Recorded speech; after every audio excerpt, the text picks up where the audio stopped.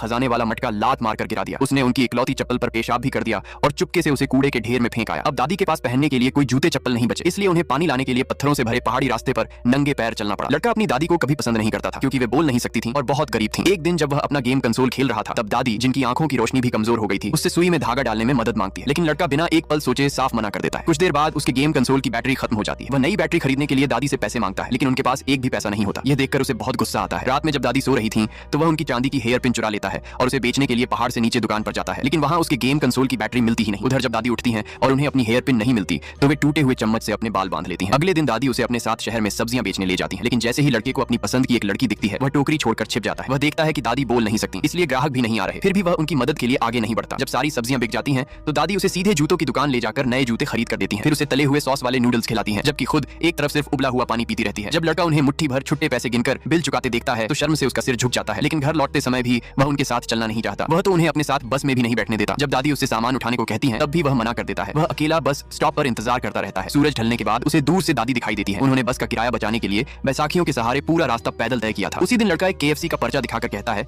कि उसे fried chicken खाना है। दादी अपने बचाकर रखे सूखे साग सब्जियां इकट्ठी करती हैं ताकि उन्हें बेचकर उसके लिए चिकन खरीद सके, लेकिन रास्ते में तेज बारिश शुरू हो जाती है। फिसलन भरे पहाड़ी रास्ते पर बड़ी मुश्किल से चलकर वे किसी तरह घर चिकन लेकर पहुंचती हैं। वे पूरी तरह भीग चुकी होती हैं, फिर भी कपड़े बदलने या खुद को सुखाने की बजाय सीधे रसोई में जाकर खाना बनाने लगती हैं। जब लड़का देखता है कि यह फ्राइड चिकन नहीं बल्कि चिकन की सब्जी है तो वह गुस्से में रोने लगता है। दादी उसे प्यार से चिकन की एक टांग देती है, लेकिन वह गुस्से में कटोरा ही जमीन पर गिरा देता है। दादी नाराज नहीं होती, वे दर्द भरे चेहरे के साथ चावल उठाकर फिर से कटोरे में रखती हैं और जो चावल जमीन पर गिर गए थे उन्हें भी उठाकर खुद खा लेती हैं। उस रात लड़के को भूख लगती है तो आखिरकार वह दादी के हाथ का बनाया हुआ चिकन खा लेता है। अगले दिन उसे पता चलता है कि बारिश में भीगने की वजह से दादी बीमार पड़ गई है। जब वह उनके बालों में लगा टूटा हुआ चम्मच देखता है तो उसका दिल अपराध बोध से भर जाता है। वह चोरी की हुई चांदी की हेयर पिन वापस कर देता है और उनकी देखभाल करने लगता है। वह उन्हें पानी देता है, खाना लाकर खिलाता है और उनकी सेवा करता है। कुछ दिनों बाद जब वह अकेले खेलने बाहर जाता है तो उसे अपना गेम कंसोल भी मिल जाता है जिसे दादी ने संभाल कर रखा था, लेकिन बैटरी खत्म होने की वजह से वह उसे चला नहीं पाता। इसीलिए वह पहाड़ी से फिसलने वाला खेल खेलने लगता है, लेकिन बुरी तरह गिर जाता है और लंगड़ाते हुए घर लौटने लगता है। तभी उसे अपनी जेब में रखा गेम कंसोल याद आता है। जब वह उसे खोलता है तो उसके अंदर दादी द्वारा छिपाकर रखे गए पैसे मिलते हैं। वे पैसे उसी के लिए बैटरी खरीदने के लिए बचाए गए थे। ये देखकर लड़के की आंखों से आंसू निकल पड़ते हैं। सामने उसकी दादी धीरे धीरे उसकी ओर चली आ रही होती है। उस पल उसे